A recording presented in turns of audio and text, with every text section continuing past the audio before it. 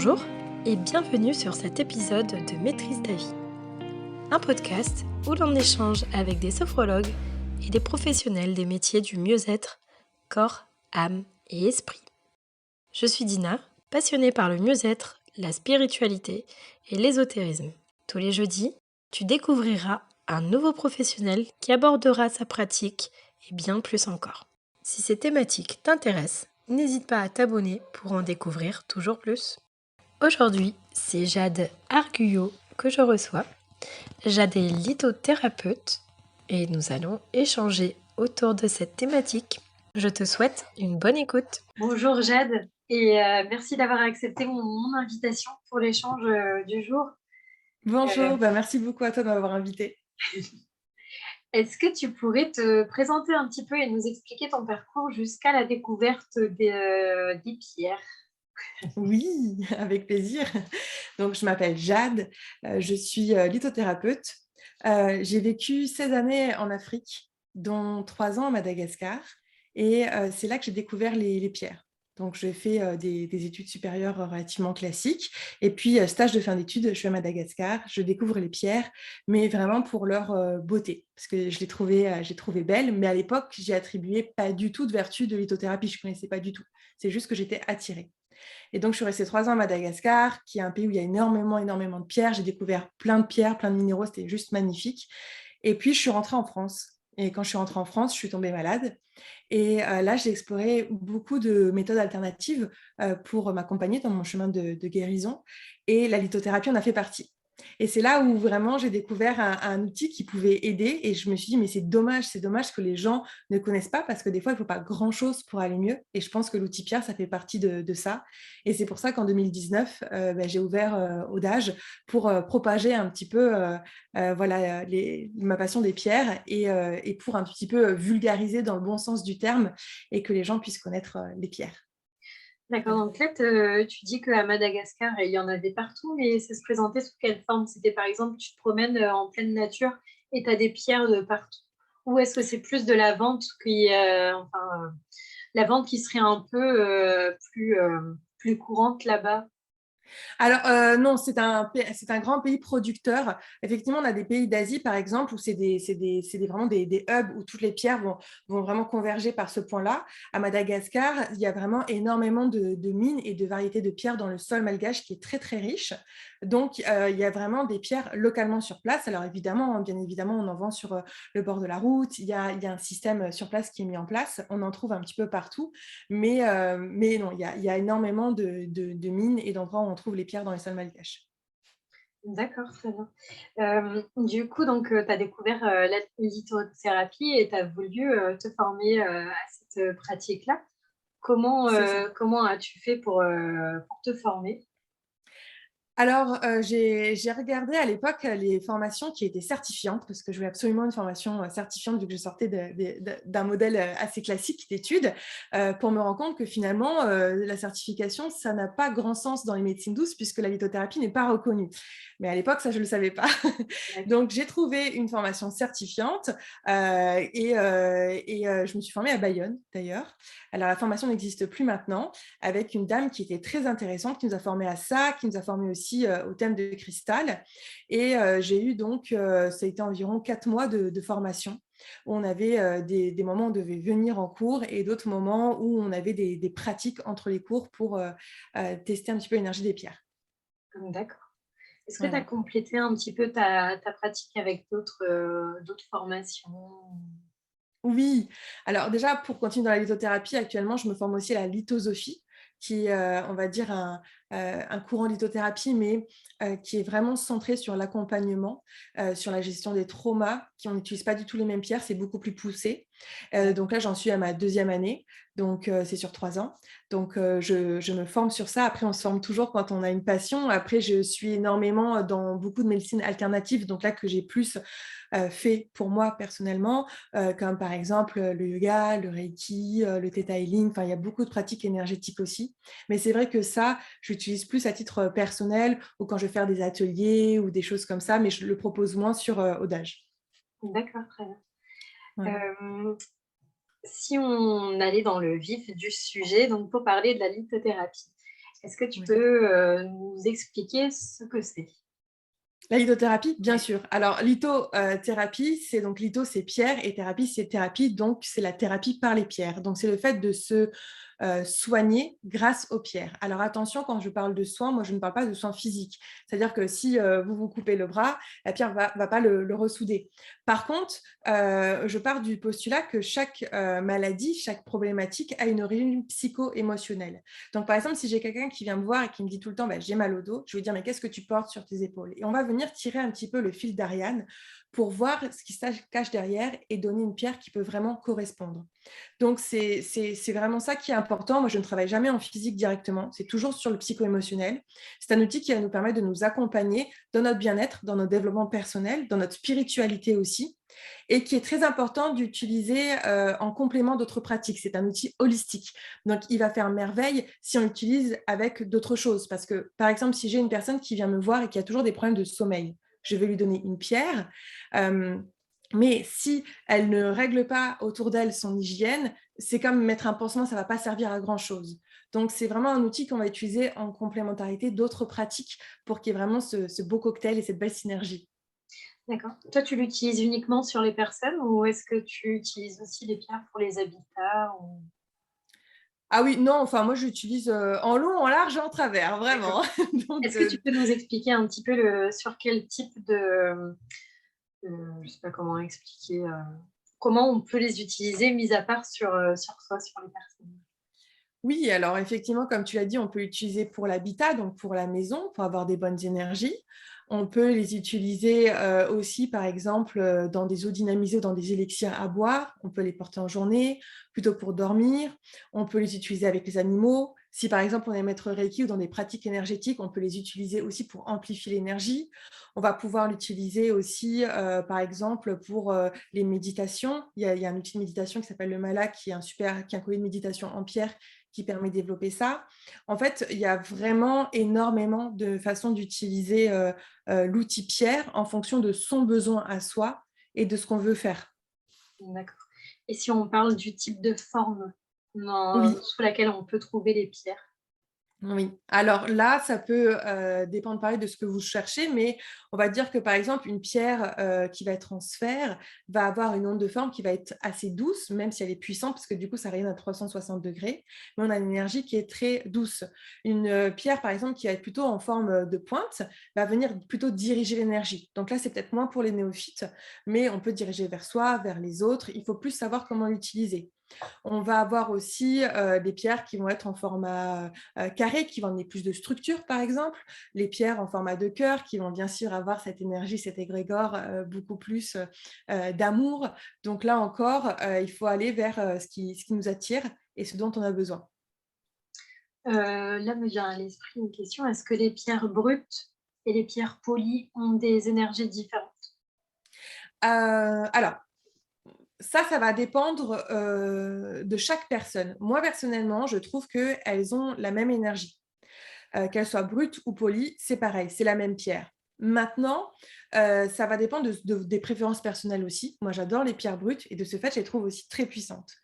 Quand elles sont polies, comme elles passent dans plusieurs mains, qu'elles ont subi un polissage, ça peut altérer l'énergie si la chaîne de production derrière n'est pas éthique. S'il y a eu du travail d'enfant, qu'il y a eu des produits Mmh. chimiques, que ça a été fait de manière mécanique, on va peut-être avoir cet impact qu'on va retrouver. Mais si on prend voilà, un schéma qui est très bien fait, où il y a une belle suivi de la pierre, un beau suivi de la pierre, dans ce cas-là, poli ou brut, c'est vraiment la même chose. Après, c'est une question de préférence personnelle. D'accord. Dans toutes ces pierres, est-ce qu'il existe des grandes familles? Par exemple, une Oui, famille qui sert à soigner, une qui enfin, est-ce que, alors, on va pas avoir des grandes familles. Là, on va plutôt les catégoriser, en tout cas actuellement, et dans le langage qu'on utilise ici, c'est par les chakras. Parce que les chakras, ça a été importé. Maintenant, c'est une échelle qui est très reconnue dans les pays aussi occidentaux. Et c'est vrai que, par exemple, à chaque chakra, donc à chaque thématique environ de vie, va correspondre des pierres qui vont pouvoir agir. Donc, typiquement, par exemple, pour le chakra sacré, donc qui est le deuxième chakra, qui est la couleur orange, toutes les pierres de couleur orange peuvent agir dessus. alors de D'accord. manière différente, mais vont pouvoir agir dessus. Donc si vraiment il faut catégoriser les pierres, la grille des chakras est la plus facile pour entrer dedans. Bien sûr, il y a d'autres portes, mais là, c'est un petit peu plus complexe. Ça, c'est vraiment la grille la plus facile pour avoir, voilà, un petit point d'ancrage. D'accord, donc si, par exemple, on tombe sur enfin, on voit une pierre, rose, on sait qu'elle aura forcément un impact sur le chakra, de couleur, enfin, le cœur ou, quelque chose comme ça. Exactement. D'accord, très bien. Ah ouais, bon, bah, c'est déjà sympa comme, 1re astuce pour s'y retrouver Ouais, hein? parmi, toutes ces pierres. Et est-ce que, par exemple, j'ai vu, que tu as posté dernièrement là sur Instagram, des pierres sur le lâcher prise. Est-ce que tu as comme ça quelques thématiques dans lesquelles on va retrouver plusieurs pierres qui auront le même impact?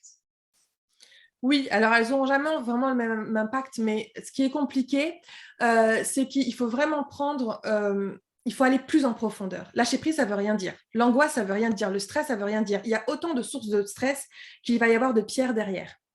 Donc, on peut pas vraiment. On a des pierres qui vont impacter. On sait que, par exemple, les pierres de couleur chaude vont vraiment venir dynamiser, apporter de l'énergie, alors que les pierres de couleur froide vont venir au contraire apaiser. Ça, oui. Mais en dehors de ça, si on veut vraiment parler d'une pierre contre le stress, on ne peut pas. Il y a trop de sources de stress et donc il y a énormément de pierres différentes. Et en tout, est-ce que tu sais combien de pierres différentes il existe justement? Alors, en lithothérapie, on en utilise très peu. On doit être sur 150 variétés maximum, alors qu'en tout, je crois qu'on a plus de 5000 espèces minérales recensées. D'accord, on les utilise, du fait qu'elles aient enfin des vertus reconnues peut-être? Alors, ça va être aussi par le fait que ce soit des pierres qui sont plus courantes, plus faciles d'accès, et donc ça va être plus facile d'en trouver, de revendre et plus accessible. Il y a des pierres qui sont très onéreuses. Quand on commence en lithothérapie, qu'on veut y croire, mais qu'on n'y croit pas trop, on n'investit pas vraiment dans de la pierre au début. On va prendre les pierres les plus accessibles. Généralement, on va malheureusement prendre les moins chères, les plus petites, les en format roulé. Donc voilà. Lorsque une cliente vient te voir, comment est-ce que ça se passe? En gros, elle t'explique, ce qu'elle ressent, qu'est-ce qui va pas? Et toi, à partir de là, tu vas lui proposer quelques pierres? Alors, il y a différentes manières de procéder. Moi, j'ai plusieurs outils. Quand c'est une consultation lithosophique, effectivement, là, je reçois la personne, on parle de ses besoins et on va faire un bilan, chakra, aura, et on va mettre ensemble un process, un suivi avec les pierres, mais pas que. On a d'autres outils bilans comme l'astrologie, la méditation, le magnétisme pour venir rééquilibrer les énergies. Et souvent, c'est un suivi qui est un peu plus long. J'ai aussi le thème de cristal, où là, c'est un petit peu comme un thème astral, où on va donner son nom, son prénom, sa date de naissance, et vont sortir des pierres qui vont correspondre à la personne, comme on dirait que tu es taureau, ascendant lion. Là, c'est la même chose avec les pierres, et ça me donne aussi une lecture de la personne. Et donc, c'est un outil pareil, bilan, qui permet de débuter un travail avec des pierres qui sont personnalisées et adaptées vraiment à notre ADN. On a aussi d'autres choses à faire. Par exemple, on peut travailler sur le féminin avec les œufs d'ionique, qui sont des œufs qu'on insère dans le vagin. Donc là, c'est pour spécialement les femmes, mais ça peut être pour les femmes qui ont de l'endométriose, qui ont eu des fausses couches, des problèmes de fertilité, qui ont des problèmes aussi qui ont été violés, etc. etc. Il y a les malas aussi. On peut venir me voir en me disant: voilà, Jade, j'ai envie de me mettre dans la méditation, je fais du yoga, etc. Je voudrais un mala personnalisé. Et là, c'est pareil, je vais voir les besoins de la personne pour créer un mala qui va correspondre à ses besoins. Donc, il y a plein de portes d'entrée. Il y a aussi les formations, puisque j'ai l'école des pierres et que je forme à la lithothérapie. Donc, il y a aussi les formations pour ceux qui veulent autodidacte et apprendre un petit peu plus à se gérer, mais en connaissant vraiment bien l'outil pierre pour ne pas faire trop de bêtises. Ouais, parce que justement, j'allais en parler, avec toi. Moi, par exemple, il m'est arrivé un jour d'aller à Cultura acheter des pierres. J'ai pris 2 bracelets avec des pierres différentes, donc toutes les 2 composées de la même pierre, mais les 2 bracelets, donc des pierres différentes. Mhm. J'en ai posé un sur mon poignet, donc tout se passait bien.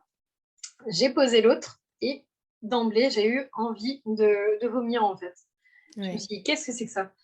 Je l'ai enlevé, je l'ai remis à nouveau. Je fais: «Bon, bah, je vais le mettre au poignet, c'est quand même pas le bracelet qui est en train de me faire» enfin, je vais le mettre à la cheville, c'est quand même pas le bracelet qui est en train de me créer enfin, ça, quoi. Et en fait, si, même à la cheville, la pierre, elle a répondu comme ça sur mon corps. Est-ce que tu Mmh. peux, m'expliquer si, par exemple, il y a des pierres qui sont pas du tout adaptées à des gens? Alors, les pierres sont toutes adaptées à tout le monde, mais la problématique qu'il va y avoir, c'est qu'on a 2 types de pierres, les pierres de confort, les pierres de travail. Il y a des pierres qui vont te faire du bien parce que tu es, par exemple, au niveau du chakra du cœur, le quartz rose va te faire énormément de bien, c'est une pierre doudou et cetera. Et puis tu as une personne, juste à côté qui, elle, va avoir une rupture, a eu une rupture il y a une semaine et le quartz rose, ça va faire vriller totalement parce que ça va venir éveiller des émotions au niveau du chakra du cœur et ça vient travailler sur quelque chose de très vif. Donc déjà, pour une même pierre, en fonction de 2 personnes, des histoires de là où ils en sont, il y a pas le même effet. Donc Mmh. on a chacun nos pierres de confort, nos pierres doudou et nos pierres qui vont venir nous challenger. Et là, les pierres qui viennent souvent nous challenger, donc mal de tête, pleurs, colère, on peut avoir des émotions très, très fortes. Ça va être souvent des pierres où elles vont venir travailler sur une sphère de notre vie qui n'est pas forcément en équilibre et c'est là où il faut faire attention. Parce que si on n'est pas prêt, qu'on n'a pas les ressources pour travailler sur ça, ça va nous déclencher un tsunami physique et émotionnel qui peut recréer du trauma sur du trauma. Donc, c'est pour ça que je dis qu'il faut vraiment très faire attention avec les pierres quand on ne s'y connaît pas, ne pas prendre les pierres au hasard. Même un simple quartz rose, on a l'impression que c'est inoffensif, peut au contraire voilà, faire du mal à une personne qui sera en train de travailler cette sphère émotionnelle. C'est vrai que je m'attendais pas du tout à ce que ce bracelet puisse avoir un effet comme ça, en fait. Ouais. C'est vraiment pas anodin parce que, si, enfin, Tu j'aurais te pu rappelles, c'était avoir quelle pierre? je me souviens pas du tout. Ok, non, c'était juste au cas où. Ouais, non, là, ça me vient pas à l'esprit. J'ai l'impression que c'est l'améthyste, mais je suis pas sûre, quoi. Et en D'accord. même temps, j'ai l'impression que c'est ça parce que c'est comme si j'étais en train de le ouh là, de le revivre, tu sais? Oui. Ouais, ça c'est sûrement l'améthyste, ouais, que j'avais. Et D'accord. est-ce qu'il existe, des contre-indications pour les pierres? Bah, je dirais que c'est principalement ce qu'on vient d'énoncer. Si vous sentez que dans votre vie actuellement tout va bien, que vous voulez expérimenter, que vous êtes curieux, ça va. Mais si vous sentez qu'actuellement, puis là depuis quelques 2-3 ans avec ce qui se passe, bah, enfin, il y a des sphères de votre vie qui sont un peu challengeantes. Moi, je dirais plutôt de consulter ou de vous former ou d'apprendre vraiment avant de prendre des pierres de manière assez anodine. Ou alors vraiment d'aller vers les pierres que vous voyez qui sont, que vous dites ah waouh, j'ai trop envie et d'éviter les pierres burk un petit peu. En tout cas, ne pas aller vers, ce qui peut être, challengeant pour vous, encore une fois, parce que, ça peut vraiment être, difficile et recréer des choses pas forcément agréables qu'on n'est pas en mesure de gérer à l'instant T. Donc, formez-vous, c'est pas anodin, c'est comme les plantes, hein, l'aromathérapie. S'il y a du surdosage, on peut s'intoxiquer, on peut tuer. Donc là, c'est pareil, on va pas aller jusque-là avec les pierres, mais on peut recréer du trauma, ça c'est sûr. Mmh, d'accord, mais quel que soit no enfin oui, mis à part, ce que tu viens d'évoquer, que ce soit de 0 à je sais pas combien d'années, tout le monde peut utiliser les pierres. Oui, alors sur les enfants, on va éviter, surtout les nouveau-nés, parce que les enfants jusqu'à 7 ans quand même, enfin tout le système nerveux continue. Donc bien sûr, on peut utiliser s'il y a vraiment eu une problématique in utero ou enfin quelque chose, on peut utiliser, mais on va essayer de les laisser tranquilles, en tout cas travailler avec des pierres beaucoup plus douces pour voilà, qu'ils puissent se finir naturellement et ensuite venir travailler. Ça sert à rien de venir travailler sur un terrain vierge. Il faut les laisser d'abord faire ce qu'ils ont à faire et ensuite nous, on va pouvoir intervenir. Donc c'est principalement ça, pareil pour la femme enceinte du coup.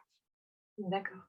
Et est-ce il y aurait un nombre, limité de pierres à utiliser sur soi en même temps? Ouais, moi je dis toujours que le minimum, c'est le meilleur. D'accord. Voilà, parce que si on travaille, une énergie, une pierre pour avoir son énergie, quand on va rajouter d'autres pierres, on va venir la diluer. Finalement, c'est un petit peu dommage et si par exemple tu as un bracelet avec des pierres de couleur chaude et des couleurs froides, même si tu as que 2 pierres, bah, tu vas dire à ton corps: «Bah, vas-y, dynamise-moi et en même temps apaise-moi». Du coup, c'est pareil au niveau du signal, le corps est complètement perdu. Donc déjà, respecter un petit peu ça et puis je dis souvent qu'il faut un maximum de 3 pierres, vraiment max, max, max, sachant que 1 c'est mieux. Imagine que tu es dans une cuisine, tu allumes tes 15 radios. tu n'entends rien. Tu as un brouhaha tellement énorme que voilà, et c'est vraiment pareil avec les pierres. Plus tu as de pierres, plus au contraire, ça peut venir même perturber. Par exemple, les gens qui vont avoir plein de pierres sur leur table de nuit, ça peut venir vraiment perturber le sommeil aussi. Ça peut venir créer des problématiques. Donc, moi, je dirais que voilà, le minimum, c'est le mieux. Ah, du coup, pour les personnes qui font des soins en appliquant justement des pierres sur les chakras, faudrait que ce soit tout le temps la même pierre? Ou là, Alors, c'est un cas particulier et Alors là, c'est un petit peu particulier parce qu'on va mettre la pierre correspondant au chakra sur chaque chakra. Donc là, on va agir de manière ciblée pour un soin généralement énergétique. Donc, et puis souvent, là, ça va être lors d'un soin. Donc, ça va être une période assez courte. Donc ça c'est complètement OK. Mais par exemple, on pourrait mettre aussi cette pierre d'ancrage sur tous les chakras si on veut apporter de l'ancrage de manière générale aussi. Ça, c'est possible aussi. Mais oui, dans ces cas-là, on peut le faire pour un soin de manière assez ciblée. d'accord et tout à l'heure, tu parlais, de l'histoire de la pierre, Oui. l'histoire qu'elle a pu traverser avant de venir jusqu'à nos mains. Oui. Du coup, donc une purification, est peut-être, nécessaire au fur et à mesure du temps que l'on travaille avec elle, même si c'est notre pierre personnelle et qu'il n'y a que notre énergie qui est dedans. Oui, moi j'ai tendance à dire que la purification, c'est automatique après chaque utilisation. Parce que même si tu travailles avec une pierre, surtout par exemple une pierre de travail, on a dit tout à l'heure qu'il y avait des pierres de confort, des pierres de travail.